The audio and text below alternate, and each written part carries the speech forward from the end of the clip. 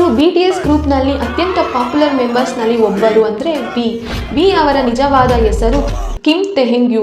ಅವರು 1995 ಡಿಸೆಂಬರ್ 30ರಂದು ದಕ್ಷಿಣ ಕೊರಿಯಾ ದೇಶದಲ್ಲಿ ಜನಿಸಿದರು.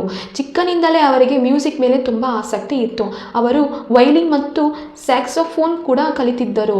ಒಮ್ಮೆ ಅವರು ತಮ್ಮ ಫ್ರೆಂಡ್ ಜೊತೆ ಆಡಿಷನ್ಗೆ ಹೋದಾಗ ಸ್ಟಾಫ್ ಅವರಿಗೆ ಕೂಡ ಆಡಿಷನ್ ಮಾಡಲು ಚಾನ್ಸ್ ಕೊಟ್ಟರು. ಅವರು ಆಡಿಷನ್ ಪಾಸ್ ಆಗಿ ಬಿಗ್ ಹಿಟ್ ಎಂಟರ್ಟೈನ್ಮೆಂಟ್ನಲ್ಲಿ ಟ್ರೈನಿ ಆಗಿದ್ದರು. ಹಲವಾರು ವರ್ಷಗಳ ಟ್ರೈನಿಂಗ್ ನಂತರ 2013ರಲ್ಲಿ ಅವರು BTS ಗ್ರೂಪ್ ಜೊತೆ ಡೆಬ್ಯೂಟ್ ಮಾಡಿದರು. ವಿ ಅವರ ಡೀಪ್ ವಾಯ್ಸ್, ಯುನೀಕ್ ಸ್ಟೈಲ್ ಮತ್ತು ಹ್ಯಾಂಡ್ಸಮ್ ಲುಕ್ ಕಾರಣಕ್ಕೆ ಅವರಿಗೆ world wide huge fans following ಸಿಕ್ಕಿತು.